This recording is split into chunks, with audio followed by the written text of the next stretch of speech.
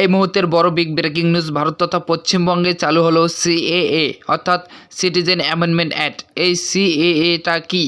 এই আইনের ফলে আপনাদের কি উপকার হবে, কি ক্ষতি হবে, কারা নাগরিকত্ব পাবেন বা কারাই নাগরিকত্ব পাবেন না, মুসলিমদের কি হবে, এর জন্য আপনাদের কি করতে হবে, সিএএ এর জন্য আপনাদের কোথায় যেতে হবে, কিভাবে অনলাইন আবেদন করবেন এবং আপনাদেরকে কি নির্দেশিকা জারি করা হয়েছে, সম্পূর্ণ বিস্তারিত জানতে অবশ্যই আপনারা ভিডিওটি সম্পূর্ণ দেখবেন। আপনাকে কি ভারত ছেড়ে যেতে হবে নাকি আপনাকে কি করতে হবে আপনি সম্পূর্ণ জানতে পারবেন আজকে এই ভিডিওতে। তাই আপনারা সম্পূর্ণ ভিডিওটি মনোযোগ সহকারে দেখুন। আপনারা অনলাইন টু অনলাইন চ্যানেলে নতুন হয়ে থাকেন তাহলে অবশ্যই আপনারা সাবস্ক্রাইব বাটনটি দেখতে পাচ্ছেন, এখানে ক্লিক করে সাবস্ক্রাইব করে দেবেন এবং পাশে থাকা যে বেল আইকনটি দেখতে পাচ্ছেন এটাকে আপনারা অল করে দেবেন। অল করে দিলে আপনারা সমস্ত রকমের নোটিফিকেশন পেয়ে যাবেন। তারপরে ভিডিওটাকে আপনারা একটি লাইক করে দেবেন। আমরা এখন বিস্তারিত জেনে নেব যে সিএএ আইন কি, সিএএ অনলাইন অ্যাপ্লিকেশন কিভাবে করবেন, কারা কারা নাগরিকত্ব পাবেন, শর্ত কী রয়েছে, কিভাবে আবেদন করতে হবে, সম্পূর্ণ প্রসেস আজকে আমরা জেনে নেব এবং সমস্ত শর্ত আমরা আজকে জেনে নেব যে সিএএ কি। তো এখানে বলা রয়েছে সিএএ অনলাইন অ্যাপ্লিকেশন। তো সিএএ অনলাইন অ্যাপ্লিকেশন করার জন্য অবশেষেই দেশ জুড়ে কার্যকর হলো সিএএ নাগরিকত্ব সংশোধনী আইন। ইতিমধ্যে বিজ্ঞপ্তি জারি করেছে কেন্দ্রীয় স্বরাষ্ট্রমন্ত্রী। কিছুদিন আগেই কেন্দ্রীয় স্বরাষ্ট্রমন্ত্রী অমিত শাহ জানিয়ে দিয়েছিলেন লোকসভা ভোটের আগেই ভারতবর্ষ জুড়ে সিএএ কার্যকর হবে।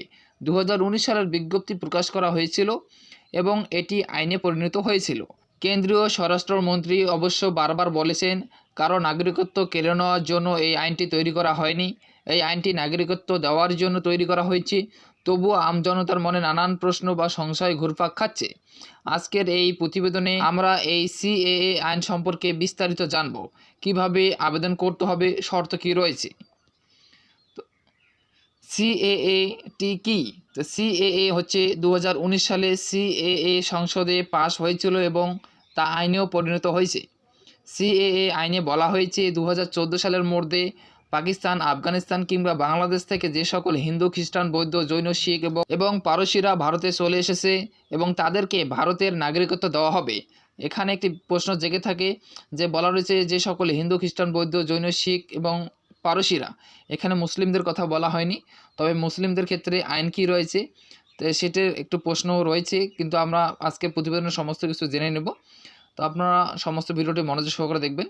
তো এখানে দেখতে পাচ্ছেন যারা ইতিমধ্যে ভারতের নাগরিক তাদের ক্ষেত্রে কি হবে, যারা ইতিমধ্যে ভারতের নাগরিক তাদের ক্ষেত্রে কি হবে। তো যারা ইতিমধ্যে ভারতের নাগরিক তাদের জন্য সিএএ কার্যকর নয়। সিএএ শুধুমাত্র বিদেশি নাগরিকদের ভারতীয় নাগরিকত্ব দেওয়ার আইন। এখানে স্পষ্টভাবে বলা রয়েছে যারা আগে থেকে ভারতে নাগরিকত্ব রয়েছেন, যারা জন্মগতভাবে ভারতে জন্মগ্রহণ করেছেন তাদের ক্ষেত্রে কিন্তু সিএএ আইনটি নয়।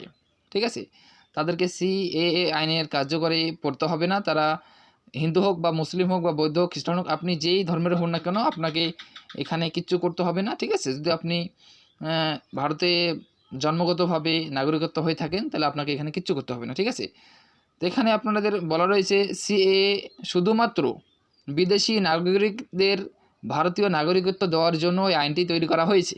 অর্থাৎ যারা ইতিমধ্যে ভারতের নাগরিক রয়েছে তাদের সঙ্গে সিএএ আইনের কোনো রকমের সম্পর্ক নেই। কোনো ব্যক্তি হিন্দু কিংবা মুসলিম বা অন্য কোনো বা যে কোনো ধর্মেরই হোক না কেন, তিনি যদি ভারতের নাগরিক হন তাহলে তাকে সিএএ এর আইনে নতুন করে নাগরিকত্ব নেওয়ার জন্য আবেদন জানাতে হবে না।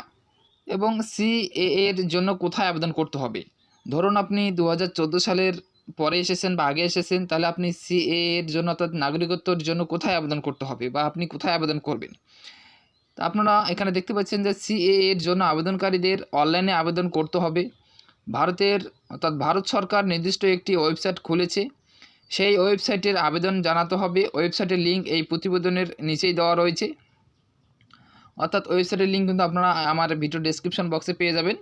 এবং এখানে বলা রয়েছে যে সিএএ এর সঙ্গে এনআরসির সম্পর্ক কী রয়েছে। তো সিএএ এর সঙ্গে এনআরসির সম্পর্ক আপনারা আপাততভাবে দেখলে এর সঙ্গে এনআরসির কোনো সম্পর্ক নেই। দুটি ভিন্ন বিষয়, দুটি ভিন্ন আইন। সিএএ হলো নাগরিকত্ব সংশোধনী আইন। এই আইনে প্রতিবেশী দেশগুলি থেকে আসা হিন্দু, খ্রিস্টান, বৌদ্ধ, জৈন, শিখ ও পারসিদের নির্দিষ্ট শর্ত সাপেক্ষে ভারতীয় নাগরিকত্ব দেওয়া হবে। এবং অন্যদিকে এনআরসি হলো জাতীয় নাগরিক পঞ্জি। এটি হলো ভারতের বৈধ নাগরিক শনাক্তকরণের পদ্ধতি। এই এনআরসি শুধুমাত্র আসাম রাজ্যে চালু হয়েছে, বাকি রাজ্যে এখনও চালু হয়নি। তো আপনারা বুঝতে পারলেন যে সিএএ এবং এনআরসির সঙ্গে সম্পর্ক নেই, এটা আলাদা আলাদা আইন। সিএএ এর মাধ্যমে সমস্ত বাংলাদেশি, আফগানিস্তান, পাকিস্তানি যতগুলো মানে ইন্ডিয়ার বাইরে থেকে যে সমস্ত দেশ থেকে মানুষেরা অর্থাৎ নাগরিকরা আমাদের ইন্ডিয়ায় এসে বসবাস করছেন, তাদেরকে নাগরিকত্ব দেওয়ার জন্য সিএএ আইনটি চালু করা হয়েছে। তো এখানে চিন্তার কোনো কারণ নেই।